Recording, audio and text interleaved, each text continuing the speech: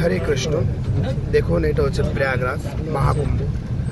গত 1.5 মাস আগে যে কুম্ভর আমরা বৈশিষ্ট্য দেখেছিলাম বা ঔদার্য দেখেছিলাম, সে বর্তমান এখন আমাদের পরিস্থিতি দেখুন কি সমস্ত যেভাবে এখানে গঠিত হয়েছিল, বড় বড় পান্ডাল, থাকার জায়গা এবং রাস্তাঘাট, সেই সমস্ত কিছুই বদলে গেছে। মানে প্রায় 1.5 মাস আগে আমরা দেখেছিলাম কীভাবে মাধুর্যমণ্ডিত, কিন্তু এখন দেখছি সব কেমন হয়ে গেছে। এতদিন ধরে কাজ চলছে পর্যায়ক্রমে, সেই জিনিসগুলো যোগীর যারা সেবকরা রয়েছে, বিশেষ করে যার তত্ত্বাবধানে কাজগুলো হচ্ছিল, পর্যায়ক্রমে এগুলো খুলছে। তো দেখুন, আমরা যখন কুম্ভ মেলায় এসেছি একটু হ্যারাসমেন্ট হয়েছি, আমরা কত কিছুই নেই বলেছি, কিন্তু সেই যোগীর সরকার আমাদের কত পরিশ্রম করেছে, কত সাহায্য করেছেন, কি এতদিন ধরেও কাজ চলছে। তো যেহেতু বড় বড় কাজের পেছনে আমরা বুঝতে পারি না, এই জন্য আমরা এত অভিযোগ করেছি। এই মুহূর্তে যদি আমরা আসি এই কুম্ভতে এবং যদি একটু আমরা বিচার করি, একটু ভাবি, তাহলে আমরা বুঝতে পারবো কি যোগীর এই বিশেষ করে ধার্মিকদের প্রতি যে ভালোবাসা, ঠিক আছে, সহানুভূতি, এগুলো আমরা বুঝতে পারবো। অনুভব করলে, উন্মাদ হয়ে যদি চিন্তা করি তাহলে বুঝতে পারবো না। যদি আমরা শান্তি মাথায়, ঠান্ডা মাথায় যদি আমরা একটু চিন্তা করি তাহলে বুঝতে পারবো। আমাদের মনে পড়ে, আমি যখন এক সময় পুলিশকে জিজ্ঞাসা করছিলাম কি এই কুম্ভ মেলা কত দূর জুড়ে, তখন উনি বলছিলেন এটা প্রায় 50 কিলোমিটার জুড়ে। তবে বিবেক বিবেচনা করুন কি এটা গড়ার জন্য কত সময় লেগেছে, এবং এখন যে বর্তমান সেটাকে নতুন আবার করে দিচ্ছেন, ঠিক আছে, ভেঙে দিচ্ছে, তো ভাঙতে গেলে একটু সময় লাগবে। তো দেখুন, বিগত 1.5 মাস হয়ে গেছে, কিন্তু তারপরেও এখনও সেই কার্যকলাপ চলছে। ধন্যবাদ আমাদের যোগীকে কি তিনি ধার্মিকদের প্রতি এত শ্রদ্ধাশীল, ধার্মিকদের প্রতি সবসময় করুণাশীল এবং সহগ্রূপে তিনি সবসময় থাকেন। ভক্তদের যে অনুভূতি, ভক্তরা যেভাবে বলছে, মানে এখনও যে কাজ বাকি রয়েছে, ভক্তরা বলছেন প্রায় এখনও 2-3 মাস লাগবে। কেন আপনারা যে এইগুলো দেখছেন, মানে আমার মনে পড়ে একদিন আমি রাত্রি 1টার সময় ঘুম থেকে উঠেছি, দিয়ে মনে করছি কিরে ভাই সকাল হয়ে গেল নাকি, পরে ঘড়ি দেখি রাত 1টা হচ্ছিল। মানে এতই আলো, এত আলো। তো দেখুন, এইগুলো যেগুলো আপনারা দেখছেন পোলগুলো, এগুলো কিন্তু সব টেম্পোরারি বানিয়েছিলেন, এগুলো পর্যায়ক্রমে সব খুলে নেবে।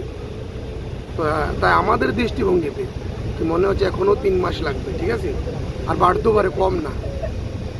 তাহলে বুঝতে হবে কি আমাদের যোগী সরকার কীভাবে আমাদের পরিষেবা দিয়েছে। তাই যোগীকে যে যেখানে আছে সকলে থ্যাংক ইউ বলুন।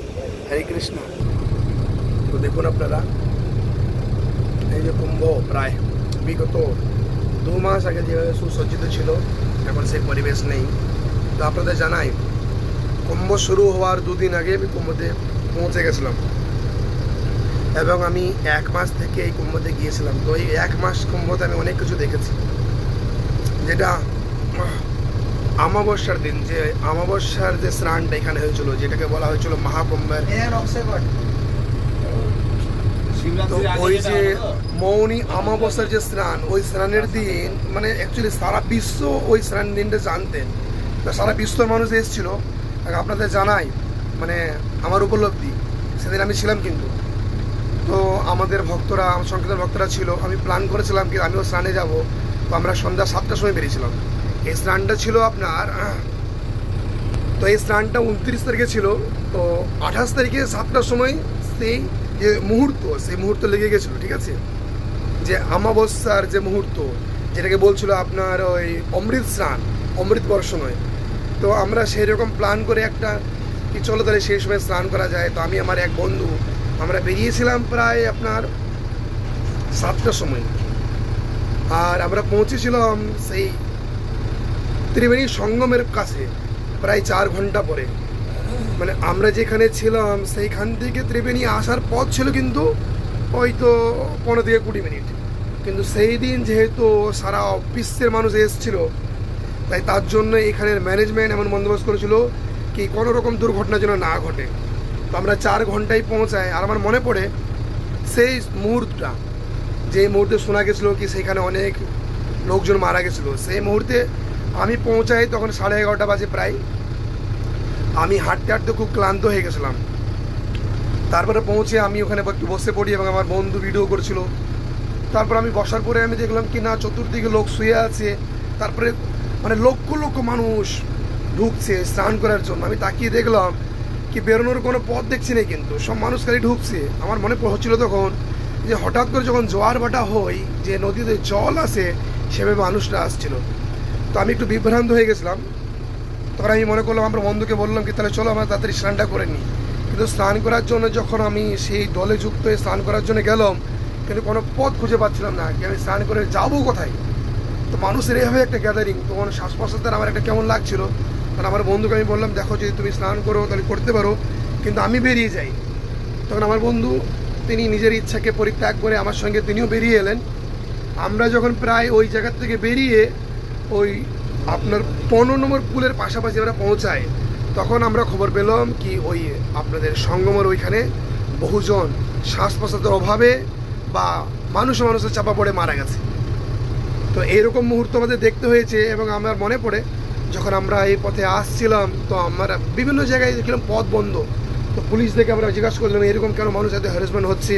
তখন পুলিশরা বলছিল কি প্রভুজি, ব্যাপারটা অ্যাকচুয়ালি এমন, আমরা যদি এই পথ খুলে দিই তাহলে লক্ষ লক্ষ মানুষ একসঙ্গে যেয়ে চাপা পড়ে মারা যাবে। তাই আমরা মানুষের কল্যাণের জন্য এটা করেছি। আমিও তখন অনুভব করছিলাম বাস্তবে এটা সত্যি, মানুষ হ্যারাসমেন্ট হচ্ছে, কিন্তু লক্ষ লক্ষ মানুষ যদি স্নানের জায়গায় যায় তাহলে তো সত্যি চাপা পড়েই মারা যাবে। তো সেই কুম্ভ আমরা বিগত 1.5 মাস আগে যেখানে এসেছিলাম, আজকে আমাদের আবার সৌভাগ্য হয়েছে আমাদের সংকীর্তন সাফারি ভক্তদের সঙ্গে এসেছি। যত কিঞ্চিন পারছি আপনাদেরকে দেখাতে সেটা আমরা দেখাচ্ছি, যদি সম্ভব হয় আরও দেখাবো। হরে কৃষ্ণ।